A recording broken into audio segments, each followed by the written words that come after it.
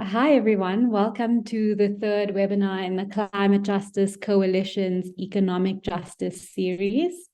My name is Shazia Ibrahim. I'm the Digital and Communications Specialist at the Climate Justice Coalition, and I will be facilitating today's webinar. We started this series in the hopes of creating a space of accessible knowledge and understanding of economic justice and its intersections with climate justice. As you know, in today's webinar, we'll be looking at the intersection of gender, economic justice, and alternative economic models. We want to create an understanding of feminist economics and the care economy, with a focus on how they challenge patriarchal and capitalist systems. We also want to touch on solidarity economies and how they can contribute to economic justice, particularly for marginalised communities. To help us think through these ideas and kind of break them down, we have two fantastic feminist economists and researchers who I will introduce to you.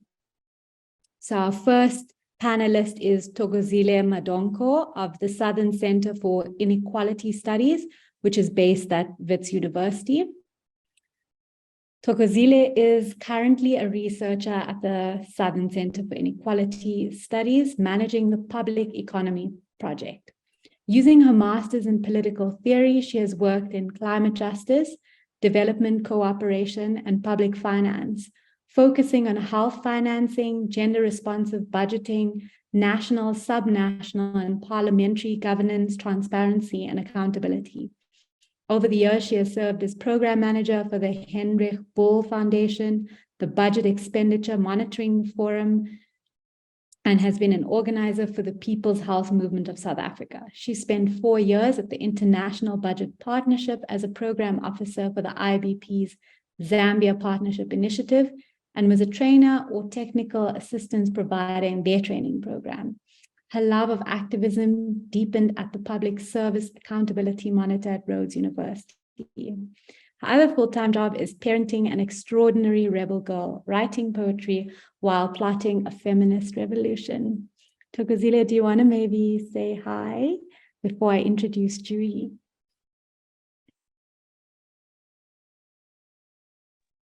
Hi, everybody. Lovely to see you, and I'm really pleased to be here today. Thank you. Thank you. Thank you.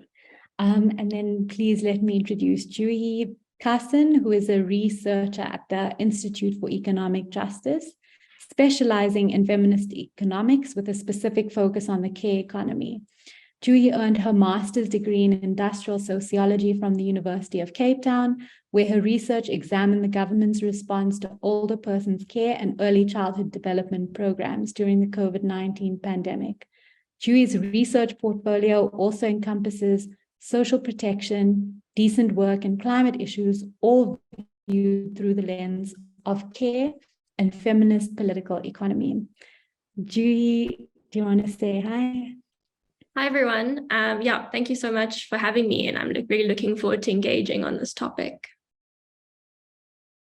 Great, thank you. As you can see, we're definitely in very good hands. And before I let our wonderful panelists take it away, maybe I can just say a little note on the format of this webinar. So basically, each panelist will present for between 15 and 20 minutes. Thokozile will begin with an intro to feminist economics, and then Julie will follow with a closer look into the care economy, broadly speaking. We'll then open for comments and questions. And also just to note that we are live on Facebook on the Climate Justice Coalition page in case you want to share that link with anybody else. But that's all from me for now. Thokozile, it's all yours. Great. Thanks so much. And thanks again for giving me this opportunity to present. I'm just going to share my screen. And it should be in presenter mode.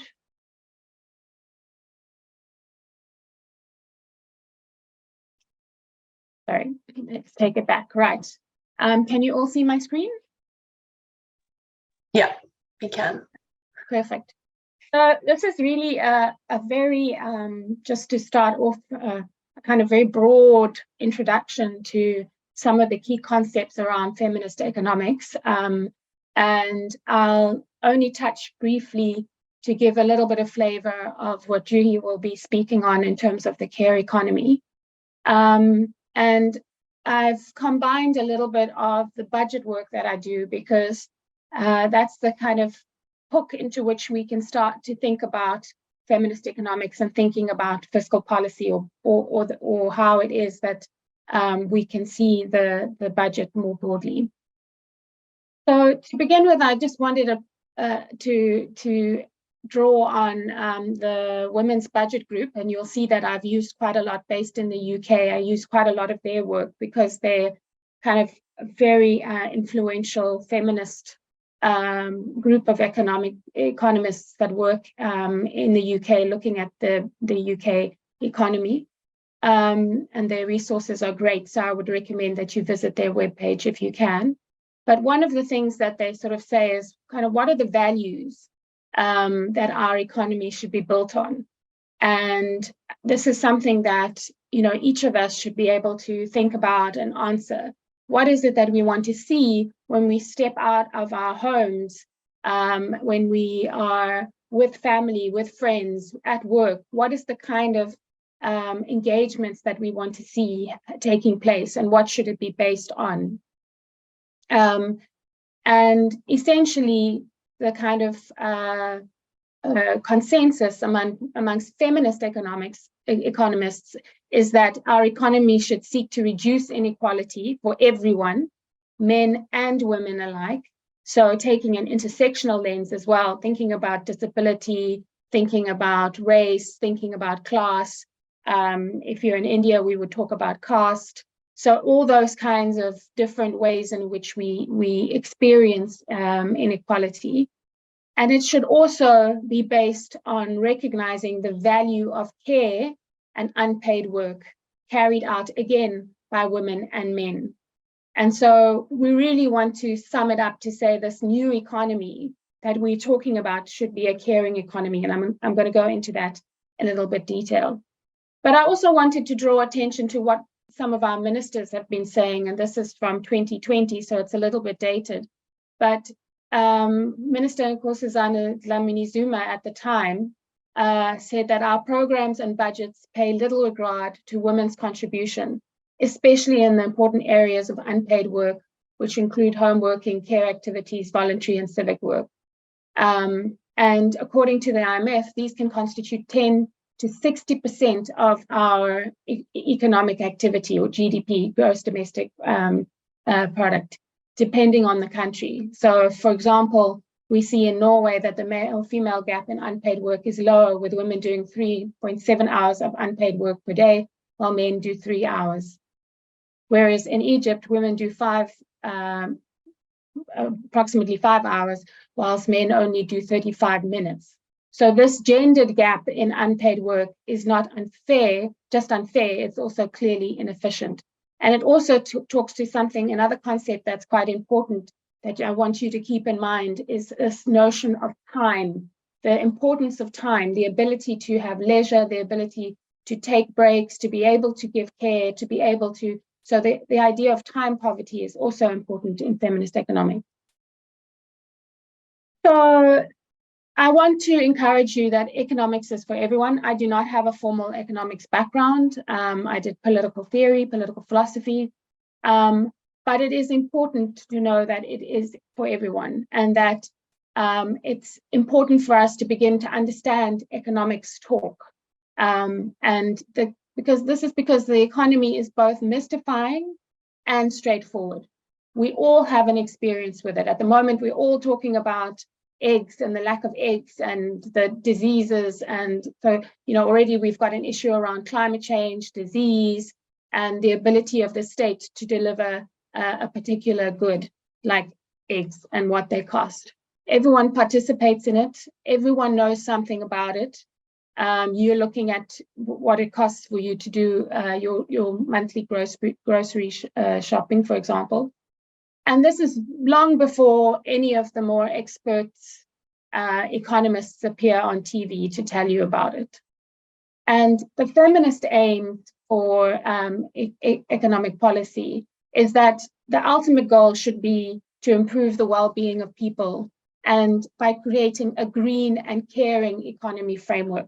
So again, feminist economics looks at climate quite directly and tries to engage with it. And it is about securing access to food, shelter, education, health, social care for everyone. But we see that mainstream or orthodox or neoliberal economic policy or capitalist policy only pays attention to paid activities where there's financial exchange, and fails to consider, again, unpaid care and domestic work, even though it is fundamental for human life and the economy.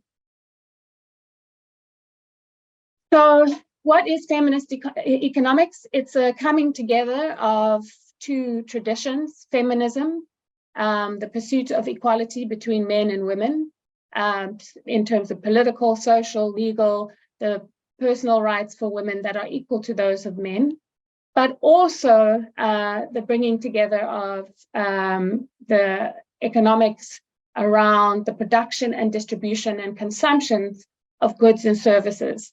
And the way in which we treat our environment is also a part of that. It has traditionally ignored or the externalities of what it means to get gold or coal or oil or whatever it might be that we're producing, what impact that has on the environment itself.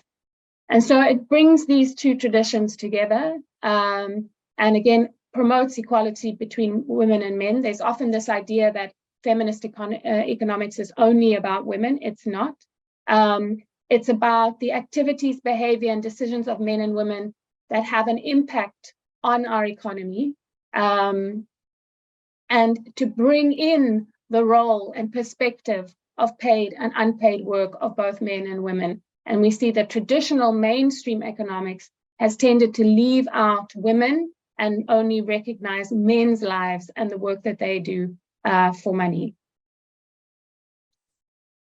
So why should we focus on economic policy? So here I want to say to you, when I'm talking about economic policy, it's around monetary policy, fiscal policy, industrial policy, all of the things that make up our economy.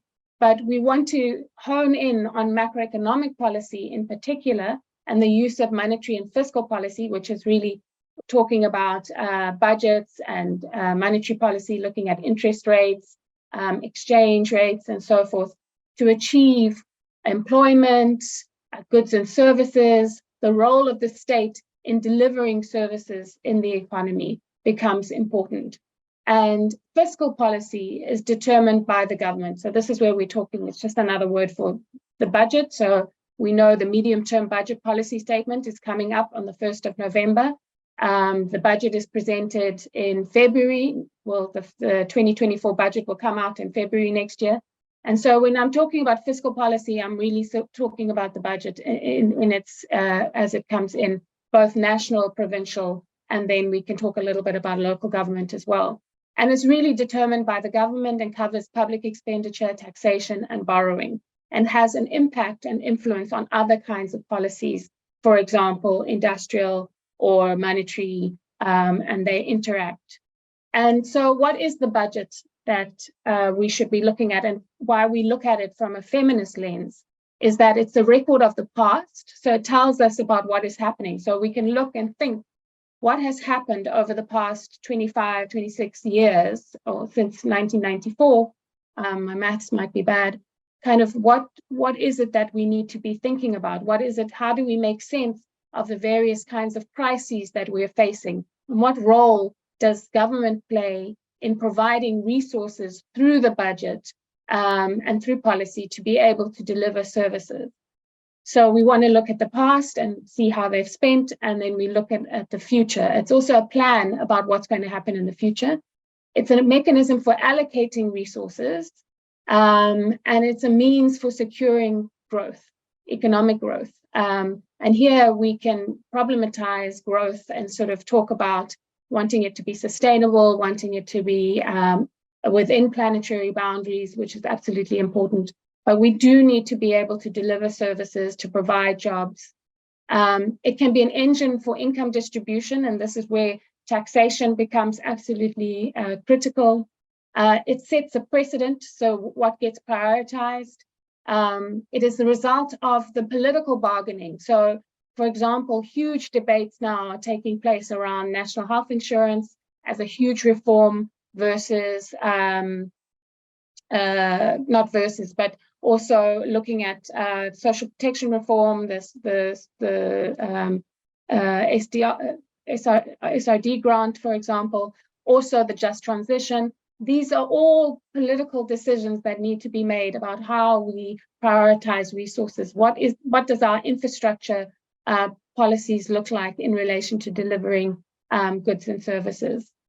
And it is the most operational expression of national policy. So if we really want to see where government is prioritizing, we look at the budget. So one thing I want to remove very, very quickly is this idea that fiscal policy or the budget is like a household budget. It's not. And it's important for us to consider the economy as having kind of broadly three spheres. The social sector, which is the current expenditure of the government on the care economy, providing services in education, health, infrastructure, early child development, so forth. The rest of the market economy, so that's the private sector, what they are doing in the economy and the impact that they're having. And then thirdly, the unpaid care sector, which is the feminist lens that we're bringing. So first of all, the government has the ability to control money supply within the economy. You cannot suddenly start printing your own money or pumping money in creative ways. When you run out of money, you run out of money. A state can make decisions about how to create more money, provide more money, do things that could push for more money in ways that a household simply cannot. Second, it's a significant proportion of the economy's total spending. So it means that it has an impact on employment, wages, procurement of goods and services. So the way that you spend, you can't turn around and suddenly try and impact the way in which other people or other kinds of services take place. You have limited impact in relation to your kind of environment in which a state can have a huge impact. They can employ people directly and create employment that you just wouldn't be able to do in ways that you wouldn't be able to do at a massive scale. And again, spending and borrowing directly affect growth, government spending, and hence the ability to create income for itself in the future. So when we spend on groceries, it's very different. You're not necessarily going to be able to affect your own income over the long term. If you are dependent, most of us are dependent on jobs and on a wage of some sort, or we are dependent on informal work and the way in which we raise income that way. So it's not a household budget. So when you hear the economists talk about, we can't spend, we can't treat our budget like we need to treat it like a household. Absolute nonsense. Just, you can't suddenly tax your neighbor because you want some extra money. The state can do that. They can introduce wealth taxes to install by way of a kind of simple example. So this is also important for those of us that are both interested in the purpose of fiscal policy, which is really to advance socioeconomic rights, to affirm social justice. And from a feminist lens, we also want to see these things in place in ways that fundamentally affect the ways in which the well-being for men and women. And in our constitution, it's set in the constitution in South Africa that the budget documentations are law. They are law. They are legal documents. And so they should give effect to the objectives laid out in the constitution. So we can hold the budget that is tabled now, what the mini budget, the medium-term budget policy statement, we have to hold it against what the Constitution says around advancing the realization of socioeconomic rights. Is removing the social relief of distress grant going to improve or make things worse? Can it meet that criteria? Those kinds of decisions are important. Sorry, you have 5 more minutes. Perfect. So what does it mean for us in South Africa? So again, just to highlight again, this is in the Constitution. So when we're talking about feminist economics, we're talking about the economy, we're talking about the environment, it's all within the Constitution. It lays it out very clearly that we should be looking to, again, social justice, improving the quality of life of all citizens and free the potential of each person and build a democratic South Africa. It also has a role to play in holding public and private power accountable.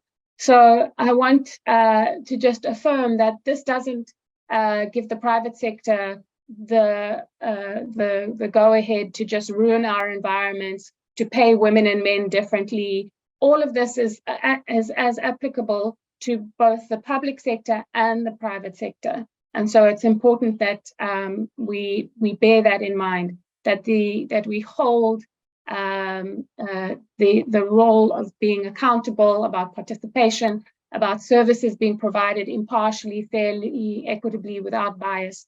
All of that needs to apply to both the public and the private sector. Okay, so very quickly, where are we now? So we sit effectively within a very extractive political economy, or some like to call it neocolonialism. And on the outside, the kind of outside rungs, we're dealing with patriarchy, concentration of wealth and power, white supremacy, militarization, violence and fear, extraction, dig, burn, dump, consumerism, underlined by this idea of rugged individualism. And so this is kind of the ways in which, when we're looking at economic policy making, it's often driven within this lens. And it's really around domination, subordination, and violence, and exploitation of work and bodies. And so what our role is as feminist economists is to show this, to shed a light on this, and to start saying we need to have a living, interconnected economy. And there are examples. We have examples of how this has been done in the past. We have examples of how we can decolonize our way of thinking and doing in neoliberal policies, and to base it on cooperation, equity, and solidarity. And here the concepts around deep democracy, ecological and social well-being, regeneration, thinking about the commons and community ownership, and that we have at the center care, belonging, and respect. And so we really want it to be a rights-based approach, and to ensure that we have meaningful participation of all groups in budget policy making. And I'm just going to skip ahead very quickly because I've run out of time. So when we're looking at sort of feminist economics work, or looking at gender responsive budgeting, for example, it's not about separate budgets for women, men, and girls and boys. It's not about setting aside a particular percentage for women or a particular gender. It's not about, for example, money for women counselors. It's also not about 50-50% expenditure. And it's not only, as I've mentioned, about women's needs. So it's important for us to remember that this is about a broader set of criteria around what equality can look like, what equity can look like, and how we address inequality in an intersectional way. It might be more expensive to spend money on people with disabilities than with people who are able-bodied, for example. So it's not as straightforward as just different spending. So the last thing I want to leave you with is, this is something that you can look at the micro level or at the macro level. And that is, we want to be able to describe the situation of women and men, girls and boys in a particular sector that you're working in, We want to check whether the policy is gender sensitive or responsive, depending on the language you want, or whether it addresses the situation described. In budget speak, we talk about activities. So can you see these activities as adequately addressing the problem that you have identified? Check that there's adequate budget allocated to implement these policies. So are the inputs in budget speak, are they able to really go deliver? So often a good example is around rural areas, that rurality is not taken into consideration when looking at budget allocations. It costs more to provide health services in rural areas than it does in urban areas. And is that taken into consideration, for example? Then you can check whether expenditure is spent as planned. So again, this is around tracking. So you can look and see if there's for example, if we wanted to see a retrofitting program put into place by government that retrofits our schools to make them more efficient, energy efficient. You can go and see, have they put in panels? Have they redesigned the windows? Have they placed greenery, blah, blah, blah, whatever it takes to make a school more energy efficient and more environmentally sustainable. So you could go and see, did they actually do that? Have they spent that?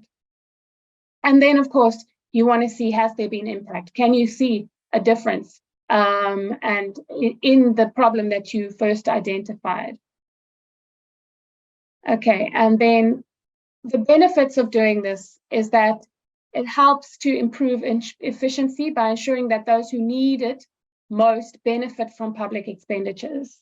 It improves accountability so that women's needs and men's needs, but in this instance, if we identify the problem as a gender gap, we want to see women's needs being met. Improved transparency, so greater data is needed around the impact of government policies on men and women, boys and girls, and greater informed participation of women in planning and budgeting policies. Thank you.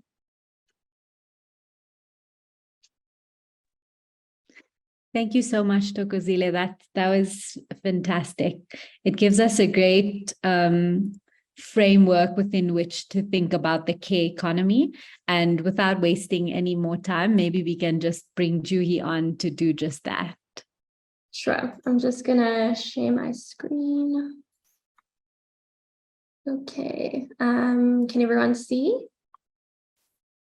Yes. We can see. Oh, it's in your presenter view, presenter mode now, so we can see your notes.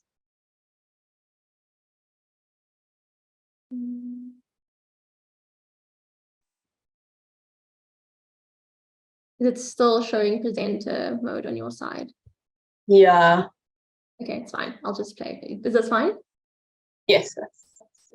Okay, great. Okay, yeah. So thank you so much, Toko. Actually, I think that has laid an excellent basis to drill a bit further into what is the care economy and how it relates to the climate justice movement, as well as galvanizing awareness as well as action sort of against the systems that are destroying our environment and our collective commons. So I first want to start with just giving a brief overview of what is the care economy. We often hear this term, and sometimes I often think that it is not well developed in terms of how to understand it and what is the points of departure to understand the care economy. So first, to understand the care economy, one must grapple with what is care. And the definitions of care, of course, vary across disciplines. But if we take, for example, Shireen Hassim's definition of care, care denotes a range of activities and dispositions which signal ethical commitments, everyday tasks, with including labor, both paid and unpaid, personal responsibilities, as well as practical interventions in public and social policy. So from this definition, we know that care can be defined as both a practice as well as a set of values or an ethic. So in the way that it is activities and a disposition. So as a practice, care, the ways in which we relate to care is often through cooking, cleaning, attending to the maintenance of the household, and fetching water. So these are the activities that sustain, maintain, and contribute to the regeneration of life. In fact, the activities which constitute care work are also subject to debate, particularly in varying contexts. And then another way in which to understand care is through a set of values or an ethic. So often underpinning these activities, but not always, are notions of reciprocity, interdependence, and relationality. So the Care Collective define care as our individual and common ability to provide the political, social, material, and emotional conditions that allow the vast majority of people and living creatures on this planet to thrive alongside with the planet itself.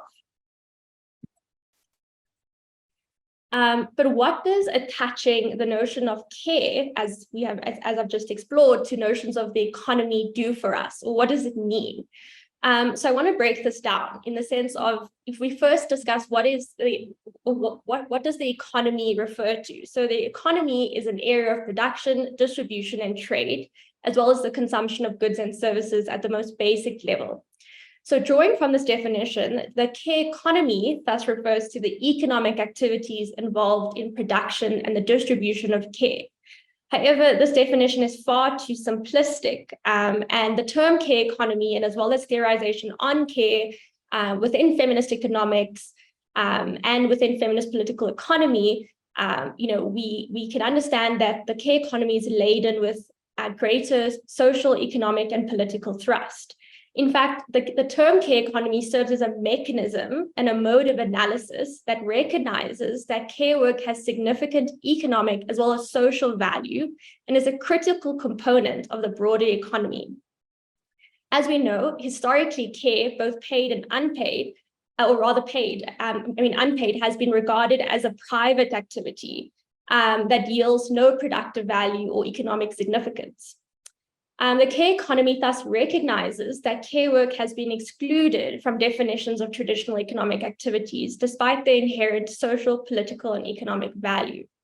And the notion of the care economy seeks to underscore that the systematic undervaluation of this work has been due to its association with women and its unwaged nature, and thus care is prescribed little value in society.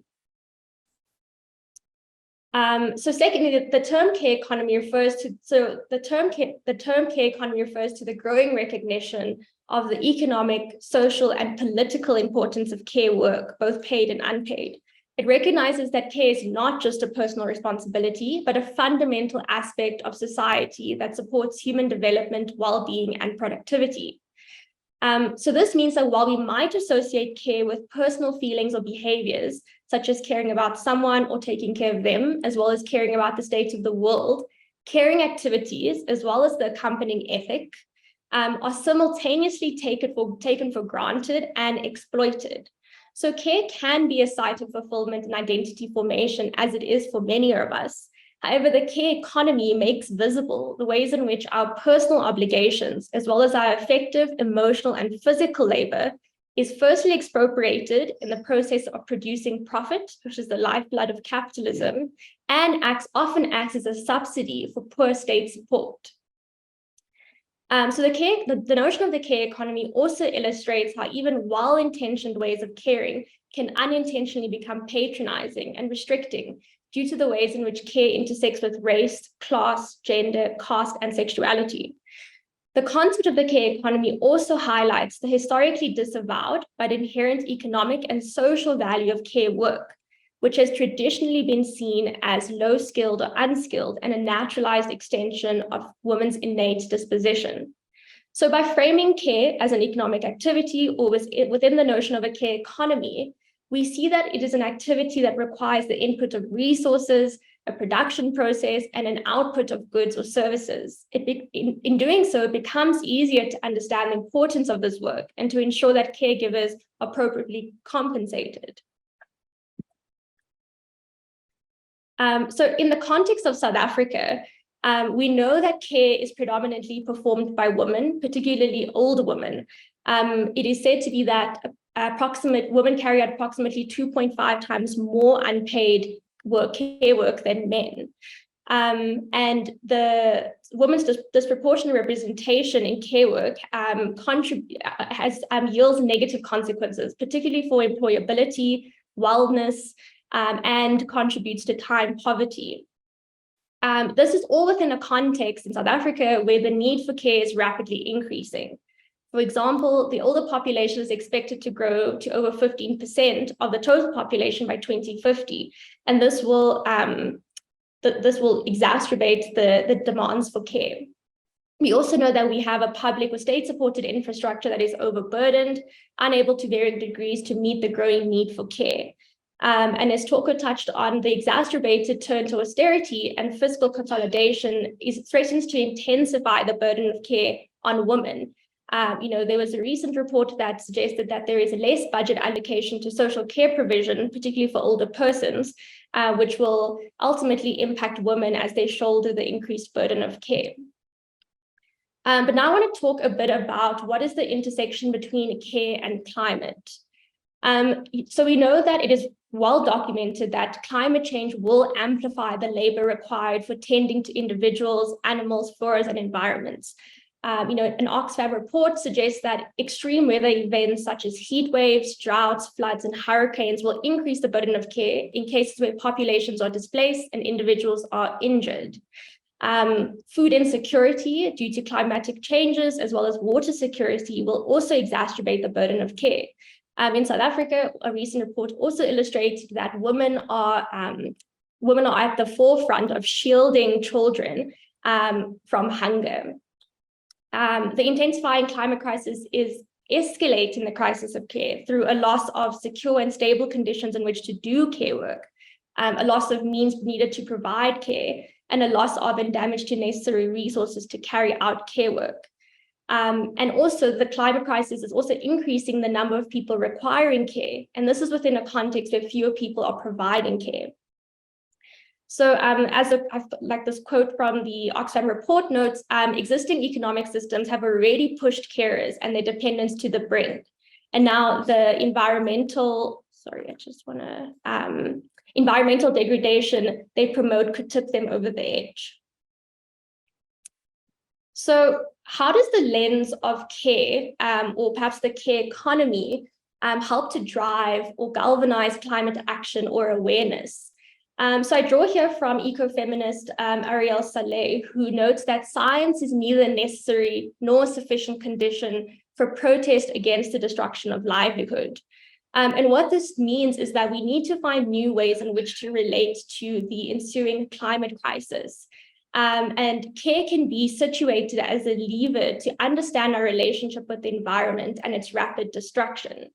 The climate crisis threatens every aspect of care and social reproduction.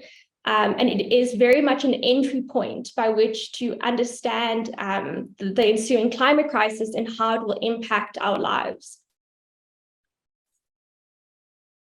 So there is this notion put forward of, a just, a more sustainable world through the notion of an economy of care.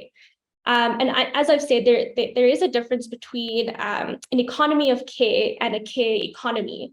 Economies of care exist all around us, but is yet to be embraced on a large scale level that can disrupt the modes of extraction that are currently underway.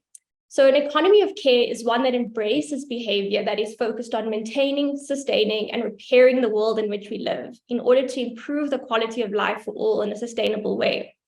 So care, or the entry point of the economy of care, which is underscored by care ethics, has a range of related ideas and tools for environmental ethics. So in ethics of care, understand moral agents as deeply embedded in networks and connections, and conceives of caring as exercising responsibilities and virtues, and attempts to look at the kinds of behaviors that maintain relationships and regenerate the world around us. We have to ask the question of, is our current ethical system or modes of thinking adapted to addressing the climate crisis?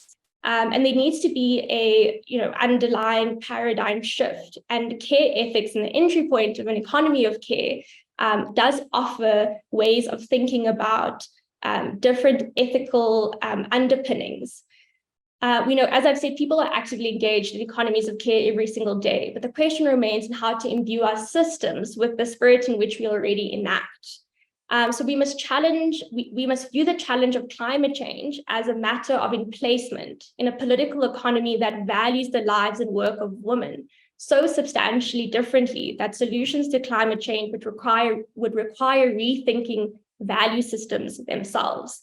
So in many ways, the care economy and the crisis of care itself is inextricably linked to the crisis of to the ensuing climate crisis. And many of the pathways towards restoring a more sustainable, just world can be viewed through the lens of care, specifically through an ethics of care. Thanks, everyone.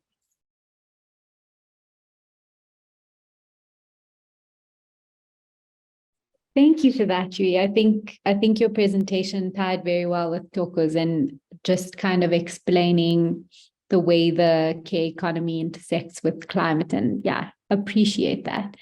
I think we can now open for questions. So if anybody would like to ask a question, you're more than welcome to put it in the chat or to raise your hand, and then you can unmute and ask or comment or react. However you want to respond.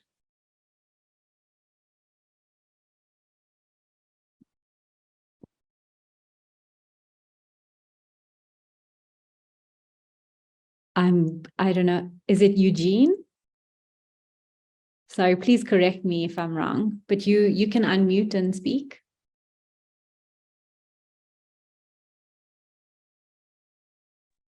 Thank you very much. Yes, it's Eugene. Let me start by acknowledging a well-researched information, because it speaks about our modern time that we live in. As I'm listening, I was also like digesting the type of clients that we are assisting on a daily basis, from the poor of the poorest. Thinking about what is our role, what can we do with this research, with this information, understanding the political system of this country, that is really not fair enough for the poor of the poorest, whereas the poor of the poorest are the ones who are the more voters, or being targeted to vote so they can put whatever party to government and hold positions to our fiscals, to our monetary policies, because they will be the MPs that they will decide on behalf of us as the poor of the poorest, while we are suffering day by day. We feel like those who we're supposed to hold them accountable, or they must take care of us, they are not taking care of us. And by the look of things, even when we go back to COVID-19, I've shown us the type of South Africa we live in. So it's difficult. It's very difficult. It's emotional. So just want to know, what will be our role with this information? What must we do with this information? And so we want to transform it, and to make sure that we're engaging on different platforms where there are portfolio committees, public hearings. How do we engage with the community, the poor of the poorest, who doesn't understand, who doesn't know the monetary policies and the fiscals? They don't know this is their taxpayers' money, but the political system make as if they are beggars, whereas they are not beggars. They are contributing, direct or indirect, in this fiscal situation. Thank you, and thanks for the well-researched information.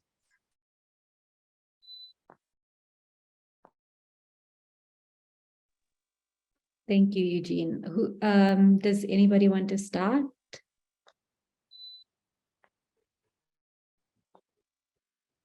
I can go. That's a great question, Eugene. And you know, one of the kind of golden rules in terms of the kind of from an activist perspective that was given to me was that you always start with where people are at.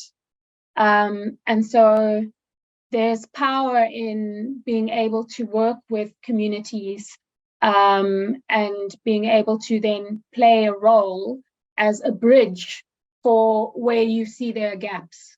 So generally, you know, communities they understand the problem, and it's about translating that engagement or understanding into the policy processes, the formal processes, engaging with your counselor, depending on what level you're talking about.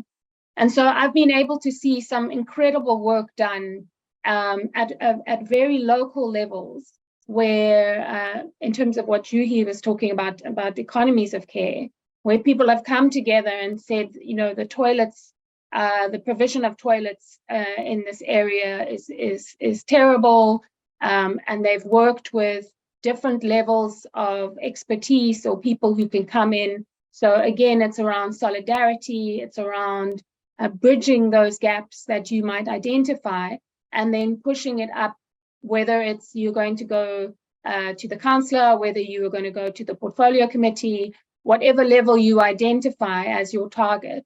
And then the second component, and then of course there's always that translation back. So part of our work is to say, you know, if you wanted me to come in and explain the impact of the budget for a particular sector or for a particular community, that's a role that I play. I can play that translating role back down, because as we know from Paulo Freire's work, is that the people are completely aware of their situation and how to and needing to bridge that articulation.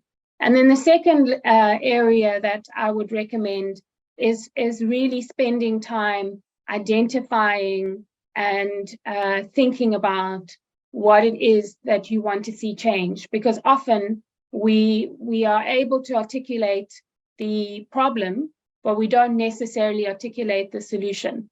And that is a far more creative, can be a very powerful and empowering set of questions in the face of this juggernaut that is the state or the private sector, depending on who you are you're dealing with, whether it's a company that's ruining your water resources, or the government not providing health services, whatever it might be, because we don't let the private sector off the hook here. Then it's also important to dream, and that provocation around what is it that you want to see, what is it that you want, what is it can we imagine, how can we create, as Juhi was saying, the different ways and different systems of engaging in our communities and in our environment.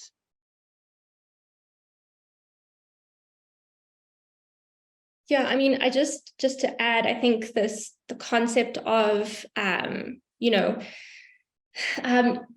the government also, or the state does have a responsibility to care.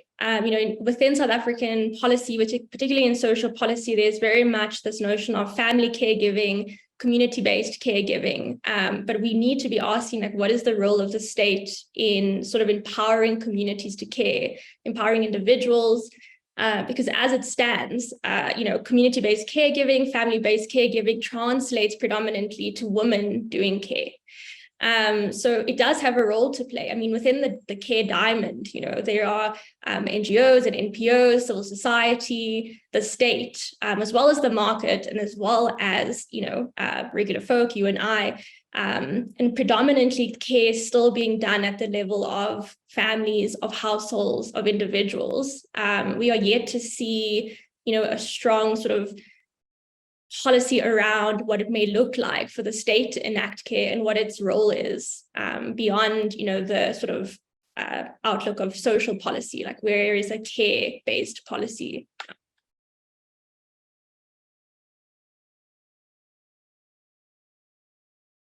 Thanks both.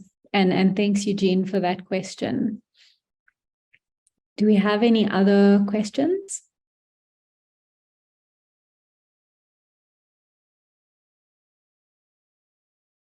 Alex? Yeah, hey, and thanks so much for that. I wanted to ask a question about sort of a transitional program to get towards a care economy.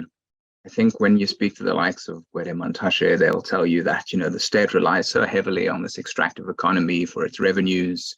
And so, it's so central. So even if we want the care economy, we need to have the extractive economy to fund it. And so how do we move from that sort of, there was these two pictures of the extractive economy, neocolonial economy that we have towards the care economy? And maybe what are some of the transitional policies you think could get to move us there? I think you've touched on quite a few, but I'd be keen to maybe hear what are your sort of top policies that you think would be really impactful in moving us in that way. Thanks. And thank you. That was a really wonderful talk, both of you. Appreciate it.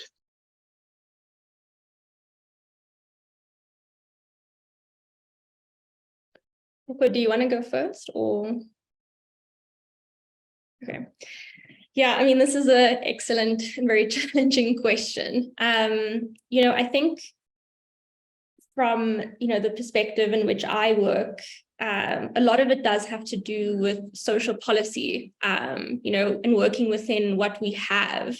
There is, and also within the budget. I think that's really important. It's also a very important way through which to sort of recognize and value care work, is through the socialization of care work, not necessarily even remunerating individual care givers, although there are potentials to do that through the by developing a universal basic income, but very much through just establishing strong and resilient social care systems. I think that would be hugely beneficial for the care economy. I mean, in that case, in terms of having really high quality accessible ECD facilities, older persons care, which is desperately lacking. And again, then if we're saying that South Africa's care policy is largely one that relies upon the family, what are we doing to build resilience, meaningful resilience amongst the family unit? And what is the family? So I think I'm just posing more questions, but the policy pathways, I think, exist within our social policy landscape, but just need to be enacted, and sort of the fiscal policy needs to be there, and the allocations.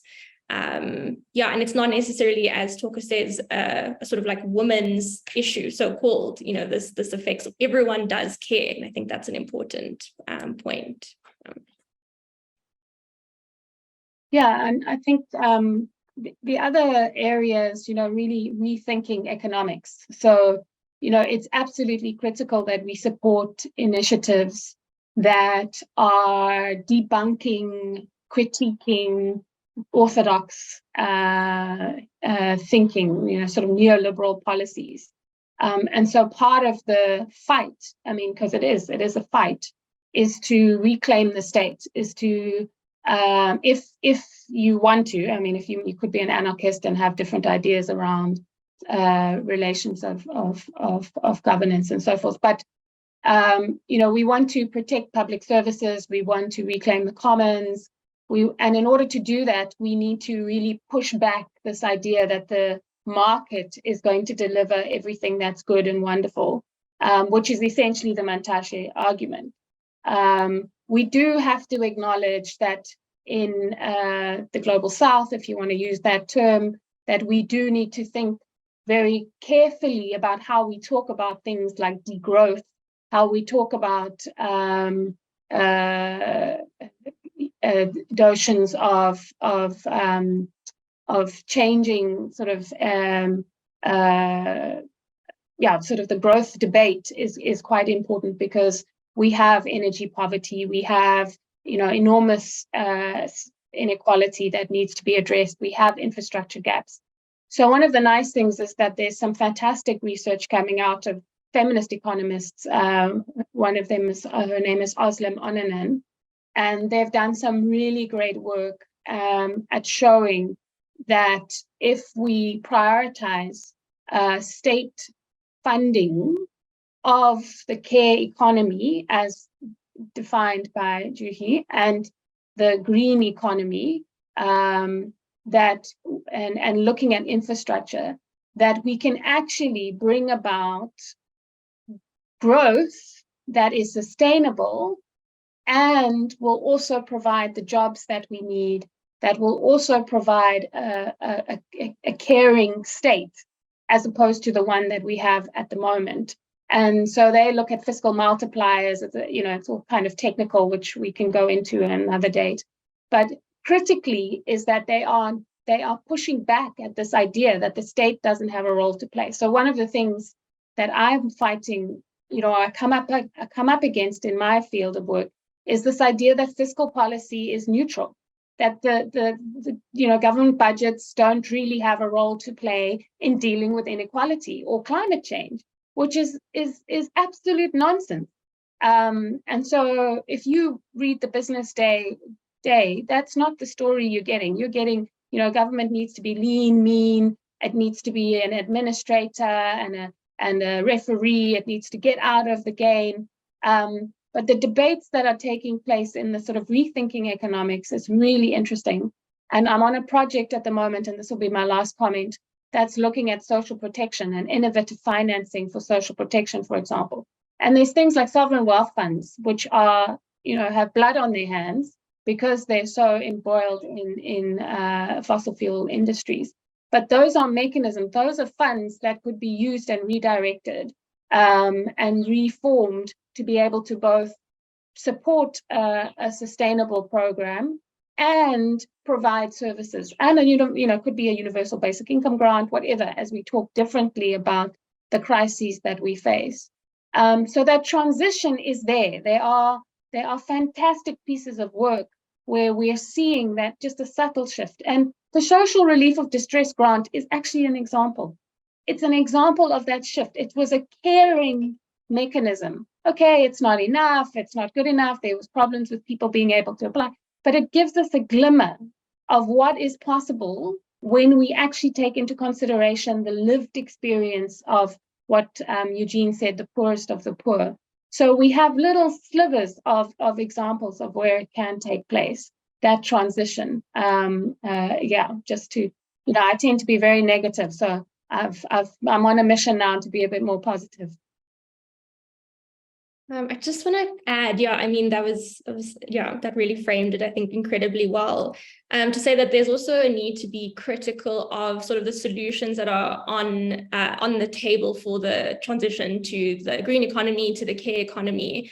I think oftentimes from the global north, there's very instrumentalist sort of methods towards valuing and adequately valuing care. In situating women as like agents of development, like if we invest in women grow economies, etc., etc. That's like a very instrumentalist way of looking at it, and we need to be quite critical of if this is the intention on which we wish to base investment or consideration of a care economy, and to just be critical of the way in which those ideas flow and how they travel, because employment is not the only pathway, and oftentimes women become overburdened if we do not sort of address the disproportionate amount of time spent on care work. So I think it is just to be critical and to sort of look at what is on the table, and then sort of to develop a pathway from there that is meaningful, I think is really important. Thanks so much. Really, really helpful answers. Appreciate it. Yeah, thanks. I think Aziza just asked a question that refers to what you just mentioned, Juhi. But let's first go to Tara, because her question is first in the chat. Tara, do you want to maybe just speak to your question? Yeah, sure. It's maybe it also kind of links to what you were just saying, Juhi, about like having like a bit of a more, I guess, being cognizant of the possibility of care and the care economy being kind of appropriated, and so the question was that there is this need to encourage solidarity and alternative economies in a climate justice response, but how do we balance that with the tendency for capitalism to appropriate and exploit these for profit? And what are potential warning signs that we can look out for, especially in climate justice spaces and social movement spaces, to know that we're not, doing that, taking these, pushing for care, but then also kind of exploiting it inadvertently.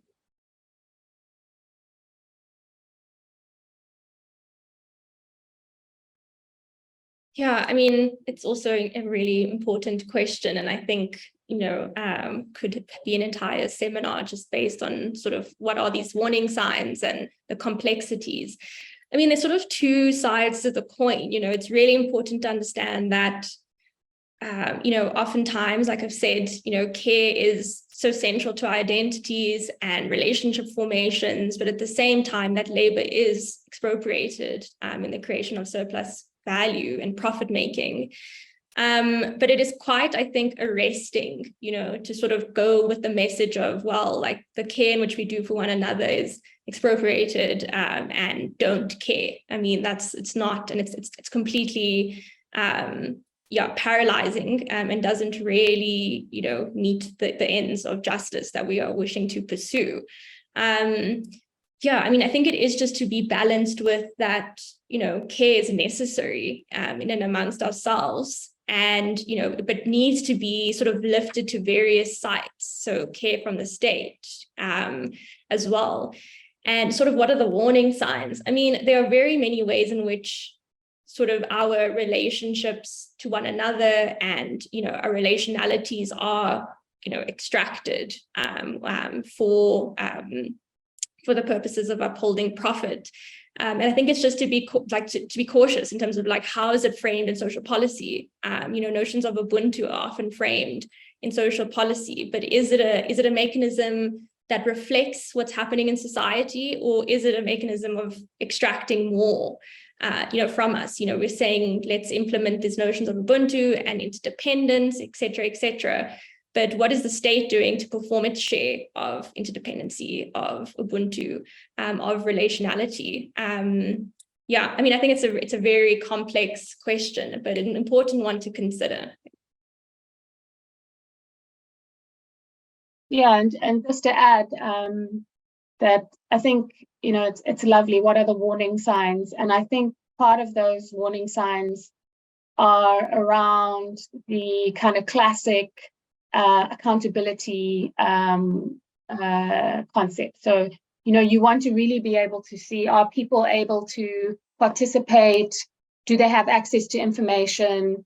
Are they being consulted? So that whole ecosystem becomes quite important. And again, are we practicing deep democracy, not just this, and the Commons work, there's some fantastic literature around different ways of decision making and different ways of debating issues. That is not just this competitive first past the post way of doing things that we're all kind of socialized into. There are other non-competitive, collaborative ways of decision making, and often the warning signs are that people are left out. They're not able to say that, look, this, a mine should not be here, because there's divide and rule, because it's a first past the post system. It's because, there's just not deep democracy is not there. They don't have the transparency to be able to navigate it. And so that for me is kind of always a red flag. It's kind of, where I started my work. My career in this work was around what we used to call the rights to accountability. That it isn't, but it should be. It should be a right. I mean, it's written as a section in the Constitution, accountable, but there's really a need for the right to accountability, which means it's not just about consulting, but it's also explaining, and it's about we can go into that in more detail. But it's a fantastic challenging question. Thank you. Thank you both of you. Yeah, great answers.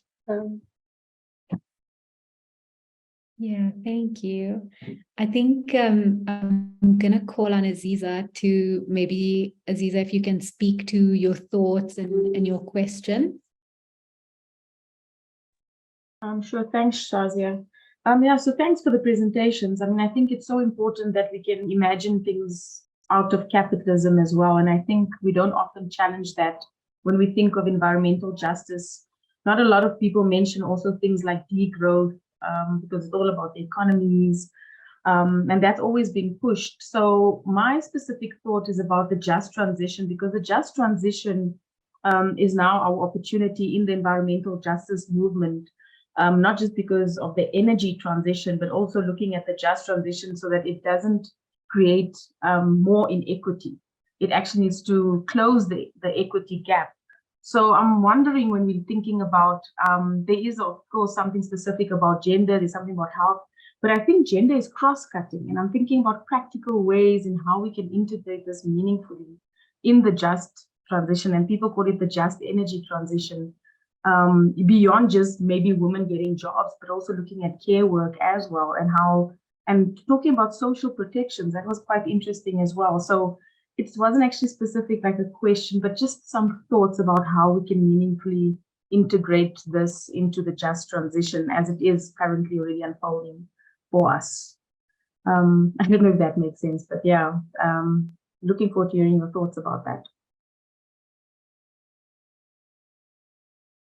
Did I go, Judy?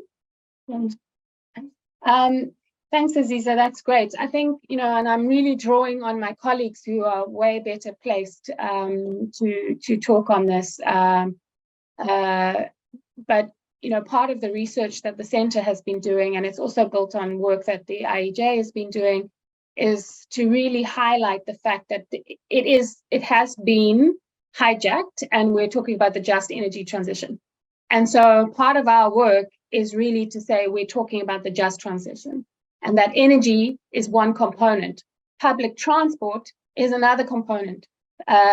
Public infrastructure is another component. So again, it's, by drawing this attention to renewables and wind, and it is completely leaving out this whole other story about what it means to create just jobs within the social sector, education, health. And this is the research that I was talking about, is that, they are showing that a nurse is a green job. So we also need to expand our ideas.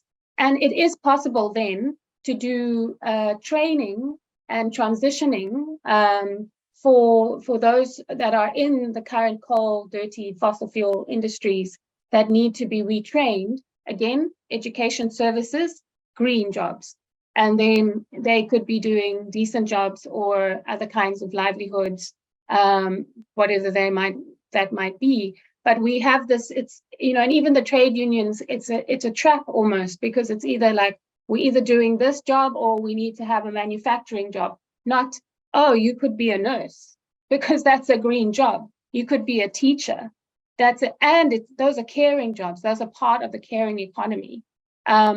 And so it's been very interesting to sort of hear my colleagues, and I've done a little bit of reading myself, but I'm not an expert on this, to really go, sure, we need to go back to the more radical definition of just transition in ways that enables us to think and protect social services. So we're not taking out, they're talking about green bonds and whatever, and what are they building? What are they doing? What are they doing with these bonds? What are they talking about? Green hydrogen, very narrow.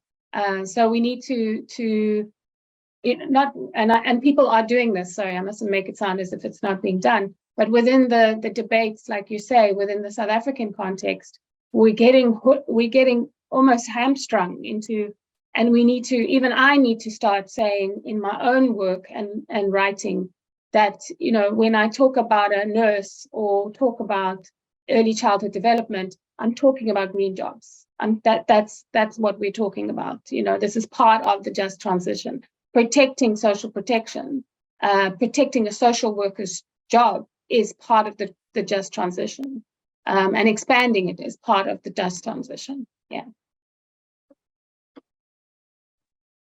Yeah, I mean, I think completely agree. I think I would just want to add that again, sort of to be very critical of the solutions that are being proposed and sort of like how they travel.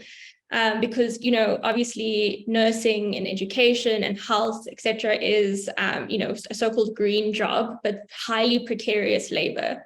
And incredibly underpaid, undervalued, and there is a lot of struggle in the work of care.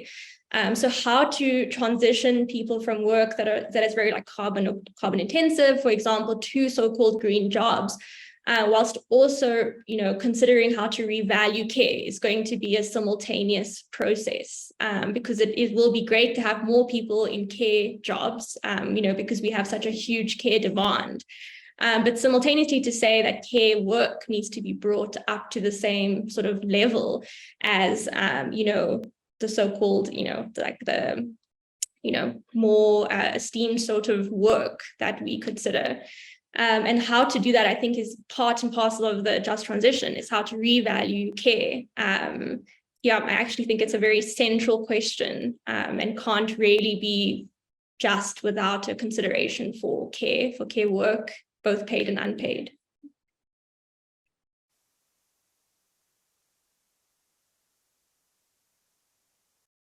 Yeah, I think Aziza has commented back in the chat. Do you wanna speak back to that, Aziza? Are you covered? I'm covered, thank you, and thanks for that inputs as well. Very useful. I just wanted to say there's some very interesting literature that's looking at the emissions in the health sector, in education. So it's terrible, because we should value them for the value sake. But there has been research done to show the emissions, comparing the emissions of a nurse versus a somebody working at a coal mine, for example.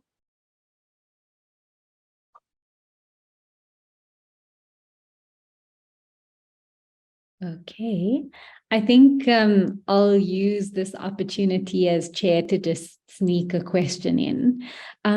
So I'm quite drawn to the work of Marxist feminists like Silvia Federici and this idea of the struggle of the commons. I guess my question is, how can social movements like the climate justice coalition incorporate these principles of feminist economy and care economy into our movement, as we try to create a just and sustainable movement?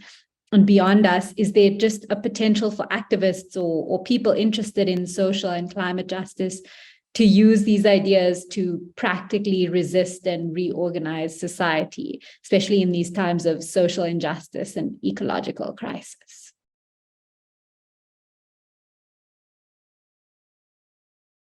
Shall I go? Are you happy to? Okay. Yeah, that's a lovely question, and it's a question that I've been grappling with in my own activism. And I was very lucky to work on a project around commoning, and obviously read Silvia Federici's work, and Silke Helfrich and David. What's David's surname? Anyway, gone out of my head. And part of what I really gained from working with them was that we need to start practicing some of these principles within our movements, so our own practices. So it's again that question of, are we practicing deep democracy? Are we challenging the gender gap? Are we aware of the time poverty amongst our colleagues? Are we aware? So also to start thinking, are we replicating the very economy we're trying to, or society kind of we're living in, or are we testing it ourselves? So I think for me, that's absolutely fundamental, because, we do need to think critically about our own internal politics, our own democratic practices, the ideas that we pursue within our organizations and how our organizations function. And then at the same time, I think it's important to be able to practice and really try and create models. And this is something that was very novel to me in my work, because I've always had the government must deliver and government must do this and government must do that, and they have responsibility. But recognizing that in that interim, in the meantime, that demand is valid, and it's not to discount that demand, to be able to start saying, how can we provide services? How can we, and we've seen excellent examples of where social movements step in and provide ways of working, but also to show that this is possible, that this another world is possible, another way of doing things is possible. And we can do so in a way that can model the kinds of politics we want to see more frequently. So it's a bit of a kind of utopian response, but I think starting from within is absolutely critical if we really want to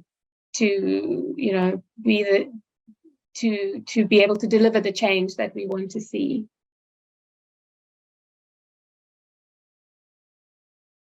Yeah, I mean, I think just to sort of add that, I think, like I said, the entry point of care and social reproduction is so incredibly important when we talk about notions of, commoning, to sort of bring out of isolation the activities that we do in the so-called private, I think are incredibly important because they are situated in and amongst our lives. Even within the workplace, there are notions of care and our relationship to, the environment and land.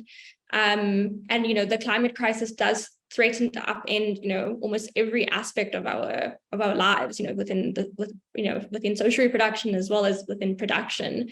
And I think that the entry point of bringing a feminist lens, a critical political ethics, care ethics lens, is really important when we talk about the commons. In fact, I think that it can't really be explored without that particular feminist lens. Thanks both. Thank you. If we have time for one more question, Tara's just received one on WhatsApp, and it's the question is, can you please expand on time poverty as a concept?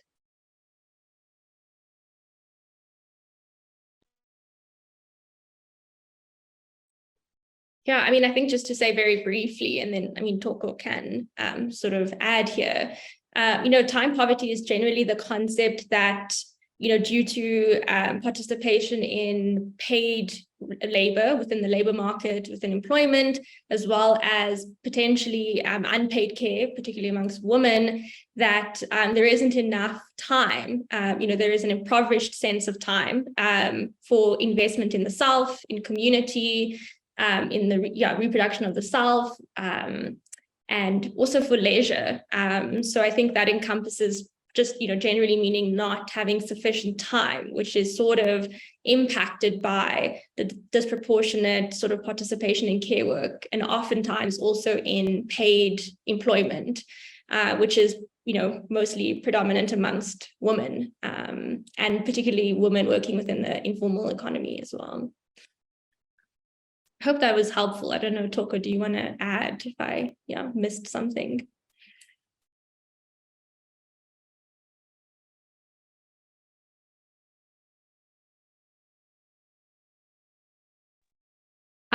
I think that's quite sufficient. Tara, maybe you can ask the person if that was okay, but that was great for me.